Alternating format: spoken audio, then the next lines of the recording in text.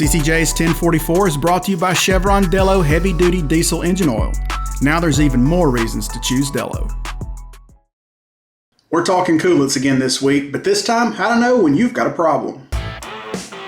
You're watching CCJ's 1044, a weekly webisode that brings you the latest trucking industry news and updates from the editors of CCJ. Don't forget to subscribe and hit the bell for notifications so you'll never miss an installment of 1044. Hey everybody, welcome back. I'm Jason Cannon and my co-host on the other side is Matt Cole. You may remember we covered coolants last month, specifically how topping off coolant all winter can throw your system out of balance when the weather turns warmer and limit your coolant system's ability to actually cool itself. This week we're talking about testing your coolant, not just for balance, but also to make sure other areas of maintenance aren't falling apart all around you. A coolant test sounds pretty simple. You put the floating ball tool in the sump, give it a squeeze, and make any necessary adjustment. But Chevron Lubricants Commercial Fleets business consultant Shelly Eckert, who joined us again this week, says there's a lot more to it. And if you're a user of that floating ball tool, you really need to stick around. What I like to do with my fleets is have them test every single time that truck is in the shop. Because they can test using field test equipment, right? Test strips, a refractometer, while that truck is still in the bay. And then they'll know right away that they need to do something before that driver pulls out of that bay. If the test strips and the refractometer, and we'll talk about this, are not showing what the problem is, then that's when I would recommend taking a sample and sending it to the lab. But the difference is that you're taking a sample, sending it to the lab, you've got transit time, then you have the testing time, and then you got to get the report back to you, which is typically now, online or via email. But you're talking about a week. So your coolant test shows that something's out of whack. Maybe it's so out of compliance that you should just flush it and start over. Well, not so fast. Just fixing that problem might not be the fix to your real problem. But that cooling system is going to tell you that there's other things going on, such as if you have a cracked EGR, then the gas from the EGR will get into the cooling system and make it acidic. So if you drop and flush that coolant out, that's not going to solve that EGR problem. It'll just start the whole problem all over again. And then you're just flushing money down the drain. You've heard Shelly mention a refractometer and test strips a few times already. What you haven't heard her say is floating ball tool, which is really called a hydrometer. There's a reason for that, and she tells us what that reason is after a quick word from 1044 sponsor, Chevron Lubricants. These past few years have been less than easy. We've encountered challenges we never imagined we'd ever have to deal with. From makeshift home offices and video meetings, to global supply chain uncertainty, price instability, market disruptions, and everything in between. Delivering the level of services and products our customers had come to expect was difficult for all of us. We can't change what's behind us, but we can definitely learn from it. We can adapt, evolve, and take steps to reset our thinking, adapt our strategies, and restore your trust in us to better meet your needs, now and in the future. That change begins today. Today we break with convention and introduce a rebalanced line of Dello heavy-duty engine oils. We've reduced our product line from 4 categories to 2. Consolidated and simplified, this lineup removes complexity from the manufacturing processes, enhancing price stability and supply chain reliability, so you can trust you will have the premium products you need to keep your business always moving forward. Our break with convention optimizes the Dello lineup to allow you to provide your customers with the best synthetic blend and synthetic heavy-duty engine oils in the market, fully available at prices you can rely on.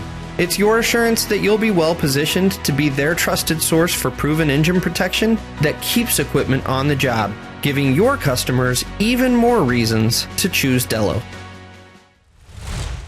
What happens with a hydrometer, when you get oil into the coolant, you get that layer of coolant, when you go in and suck up the coolant to test the freeze point, oil will come with it. And then it gets on the balls of that floating hydrometer and causes that hydrometer not to read correctly. And then over time, it just gets worse. A great example, I was in a shop one time and the guys, I said, how are you testing your freeze points? And every single one of them showed a different hydrometer. And I said, okay, great. Let's use this truck over here and we'll all take a freeze point and we'll compare what we get for results. The brand new one was the closest one. The other three were different from each other.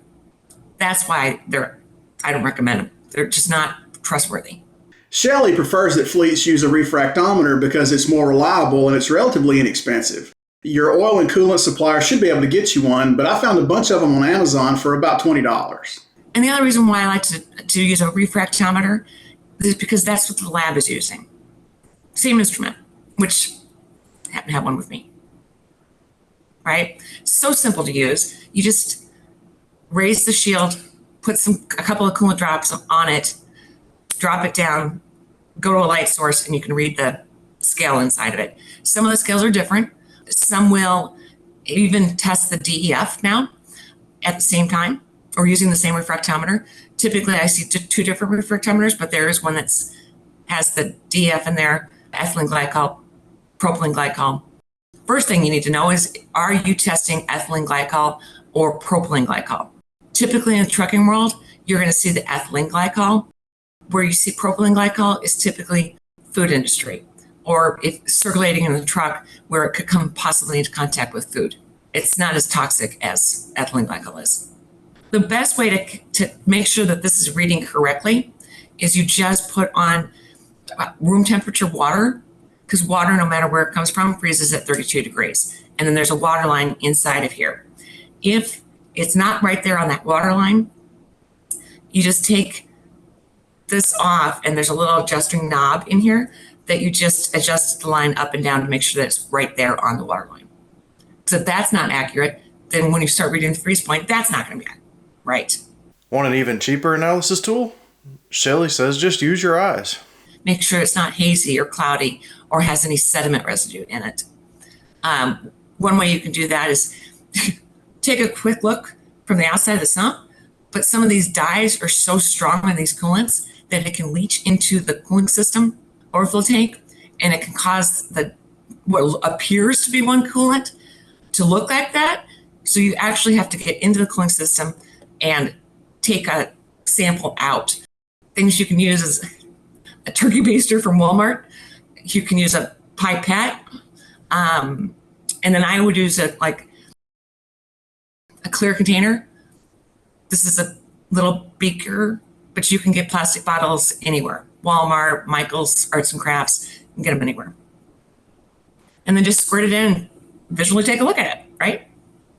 And that also gives you a confirmation of exactly what color is in that cooling system. But I like to repeat, color of the coolant means nothing. It's just dye. So you have to know what you're starting with for the coolant in the cooling system. And typically, when it's factory filled, it'll have a decal on there explaining if it's an oat, a note, a HOT, or now a new coolant that's on the market, a POT, which is a phosphated organic acid technology. Now, you knew we would eventually get to the chemistry heavy portion of this study guide, and it's a good thing we have somebody smart like Shelly to walk us through it, because testing strips are really an important part of coolant analysis. But what good is a test strip if you don't know what's in the sump and what that pH should be? That pH test strip, which I have here somewhere, is a scale of 0 to 14. Okay. Each one has different colors on it. It's measuring different pHs. Typically, you're targeting for an extended life coolant on an 8. Test strips are different, but a lot of these are very commonly found. You also can get these on Amazon, just like a refractometer. You can get that on Amazon too. That's an 8 is typically what you see for an extended life coolant. If you're more into the conventional or fully formulated, you're going to be more like a 10 or 11. Now, if you're supposed to be on an extended life coolant and all of a sudden your pH is reading 10 or 11, that means you're probably getting nitrates in the system. It's raising the pH.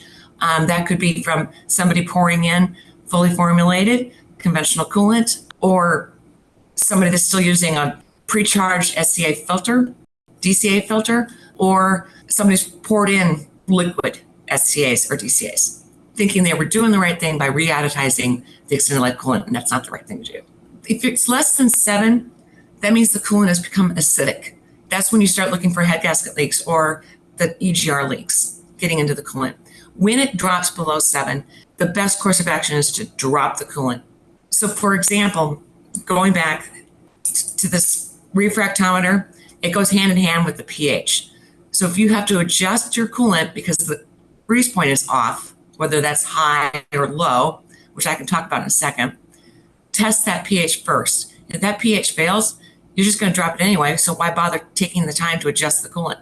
So as coolant ages, nitrates will deplete. That's why when you're dealing with like a nitrated organic acid, you have to find a way to get nitrates back in and monitor those nitrates, which is why there's nitrate test strips on the market too, to monitor the nitrates. But again, if you're looking at that pH and you know you're supposed to be on extended life coolant and it bounces to 10 or 11, that's telling you you typically have nitrates and the wrong coolant is going in there, or supplemental coolant additives.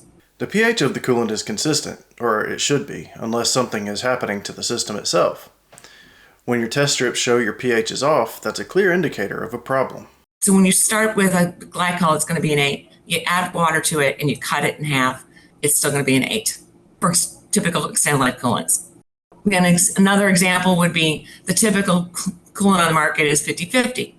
But if you are up north or you're doing knowing that a unit for factory fill is going to go up into Canada or Russia, Siberia, you're going to have maybe a 55-45 mix coming out of the factory. Could be a 60-40, or it could be a 40-60, depending on where that unit's going to go. So again, knowing what you're at, right? But no matter all those different mix combinations or cutting of the water, that pH is going to be the same unless something is happening to that cooling system. And when in doubt, take a sample, send it into the lab, and they can give you a battery of test results that will tell you exactly what that coolant is. But that's time and money, and sometimes that's just a matter of draining and flushing and starting over. That's it for this week's 1044. You can read more on ccjdigital.com. While you're there, sign up for our newsletter and stay up to date on the latest in trucking industry news and trends. If you have any questions or feedback, please let us know in the comments below. Don't forget to subscribe and hit the bell for notifications so you can catch us again next week.